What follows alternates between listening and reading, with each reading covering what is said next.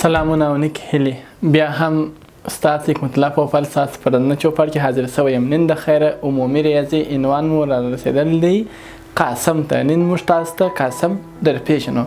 که غواړئ چې زموږ تعلیمي پروګرامونه تر تاسو پورې در ورسېږي نو لطفا افغان ری چینل د سره سبسکرایب کړئ.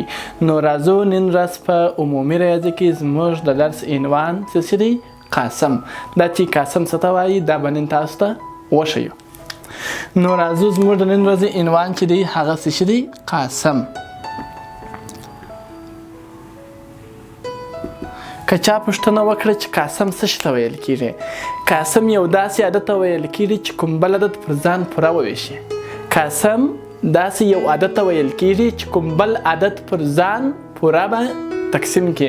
مثلا که چیرې تاسو ته ویل سي چې تاسو موږ ته د اته د عدد قاسمونه ولیکئ، د اته د عدد قاسمونو سیټ ولیکه. دا په دې معنی چې معنا هغه عددونه ولیکه چې اته ور باندې پوره تقسیم کیږي. یعنی ګوره اته چې دی پر یوه پوره تقسیمیږي، پر دوه پوره تقسیمیږي، پر درو پوره نه تقسیمیږي.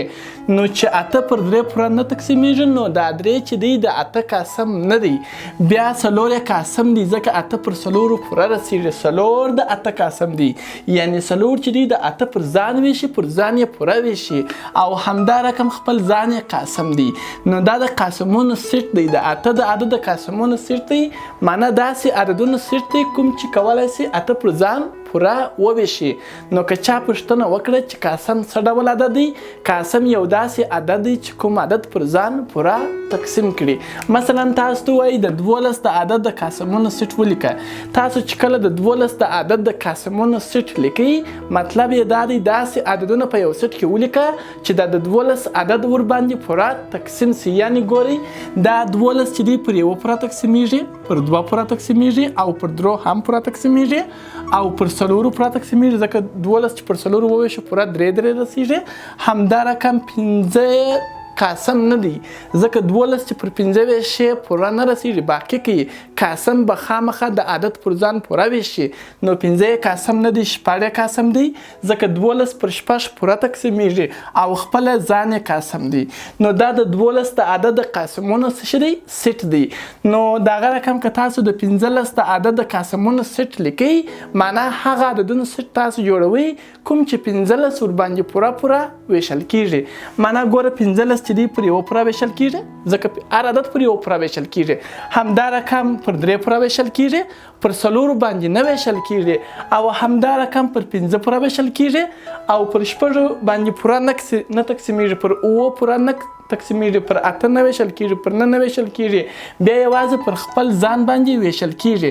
دا د 15 د عدد د قاسمونو سیټ دی. دا په څه معنا د 15 یو داسې عدد دی چې کولی دغه د 15 عدد د قاسمونو سیټ دغه عددونه دي. معنا دا داسې عددونه دي کوم چې 15 ور باندې څه شي کیږي؟ پوره تقسیمیږي.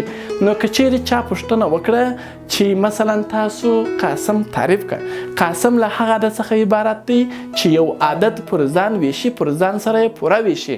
اوس که چیرې تا ته یو څوک وایي چې د اته د عدد د قاسمونو سیټ ولیکه معنا په دې چې تاسو هغه عددونه ولیکئ چې دغه اته ور باندې پوره ویشل کیږي.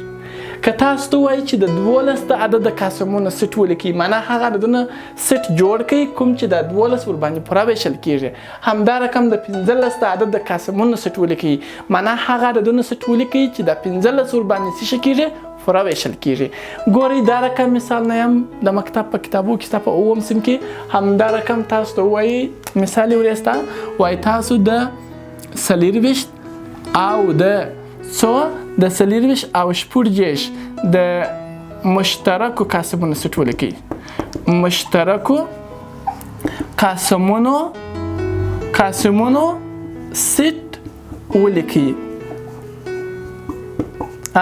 تاسو د 40 او شپږ د عددونو د مشترکو قاسمونو سیټ ولیکئ.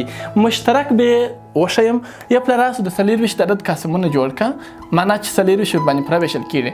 بیا د شپږ د قاسمونو سیټ معنا چې شپږ ور باندې پوره ویشل کیږي.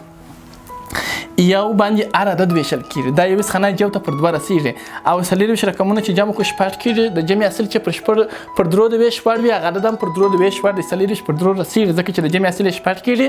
شپږ پر 3 د ویش وړ دی نو دی هم پر 3 د ویش وړ دی او 24 پر 4 د ویش وړ دی ولې چې شپږ 24 کیږي. همدا رقم 15 قاسم نه دی ځکه 24 پر 15 پر نه ویشل کیږي باقی کوي. همدا رقم شپږ قاسم ځکه شپږ 24 کیږي. اته قاسم دی اوه نه دی ځکه پر اوه پر نه ویشل کیږي. اته دی ځکه یو اته اته دوه اته شپاړس درې اته 24 9 لس نه دی 11 نه دی 12 دی ځکه یو 12 دوه 12 24 او بیا همدا رقم خپل ځان قاسم دی پر خپل ځان هم پوره ویشل کیږي. او کله چې تاسو غواړئ چې مثلا د شپږ د عدد قاسمونو سیټ ولیکئ معنا دا چې تاسو هغه عددونو سیټ ولیکئ کوم چې د شپږ ور باندې پوره ویشل کیږي. یو خو د هر عدد قاسم دی دوه قاسم دی ځکه د 20 خانه چې جو ته عدد خامخا پر 2 پوره ویشل کیږي. همدا رقم 3 قاسم دی ځکه چې د 3 هم پر 3 ویشل کیږي شپږم پر 3 ویشل کیږي یا شپږ پر 3 ویشم 12 پوره رسیږي. همدا رقم 4 هم قاسم دی ځکه 4 نه شپږ کیږي. 15 قاسم نه دی ځکه چې دا عدد پر 15 پوره نه ویشل کیږي ځکه چې 20 خانه صفر یا جواب نه پر 15 د ویش وړ نه دی. او شپږ قاسم دی ځکه شپږ کیږي. اوه قاسم نه دی اته قاسم نه دی نه قاسم دی ځکه یو نه دوه نه اتلس درې نه 20 4 نه شپږ نه قاسم دی. لس نه دی 11 نه دی 12 قاسم دی ځکه چې یو 12 دوه 12 23 درې 12 شپږ. همدا رقم 14 14 15 14 ولس قاسمونه نه دي ځکه چې د هغوی په ضرب باندې کې شپږ نشته اما اتلس قاسم دی ځکه چې یو اتلس دوه اتلس شپږ. همدا رقم خپل ځان قاسم دی.